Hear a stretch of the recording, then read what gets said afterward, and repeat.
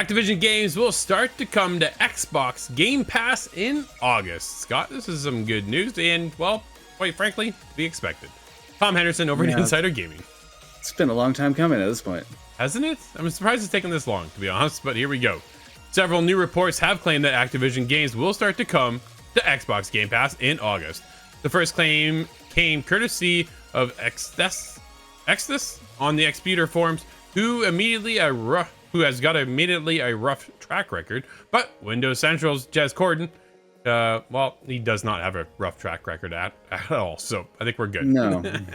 So here's what's coming. Apparently, Tony Hawk 1+2 remake and the Spyro Reignited trilogy will be coming to the subscription service in the near future. Subsequently, in Corden's report, he also outlined that he understands Microsoft's strategy isn't to release all of Activision's back catalog at once, but to rather drip feed them into the platform.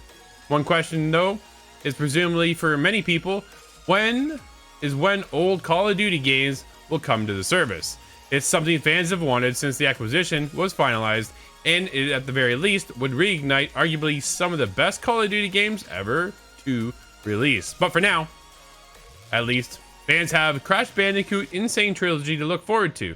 The game was the best-selling game of 8 consecutive weeks in the United Kingdom following its release, and has been estimated to have sold 20 million units worldwide as of June 2024. Scott, sounds like we got some good games coming, man.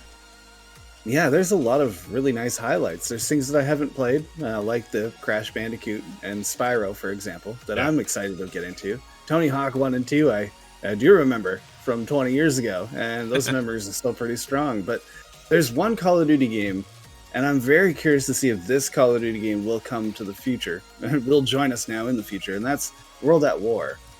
So Call of Duty 5 World at War was the first game to have the round-based zombies. It was the first one to have zombies. You had a fully co-op campaign, and then multiplayer on top of that. It was just excellent. It has not been outdone in my mind for 20 years now. Okay. So I'm really hoping that makes its way back. But it does make sense that we're not going to see them all drop at once. It's too much for anybody to handle.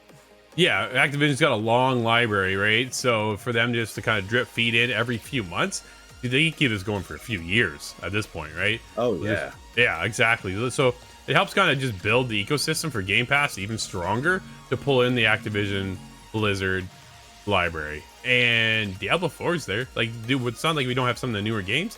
Then we get some of the older games too, which is nice. It's a little touch that's coming around. And then on top of that, yeah, when is other Call of Duty titles coming? And how much of those Call of Duty games do we actually get? That's the other side of it, right? World of War, are you going to get the multiplayer or just single player? How much of this that's going to pertain to? Very interesting. Yeah, I don't know. Time will tell, obviously. But look for those in the near future. But Crash is up first by the sounds of things. Hit us up, itgtv.com.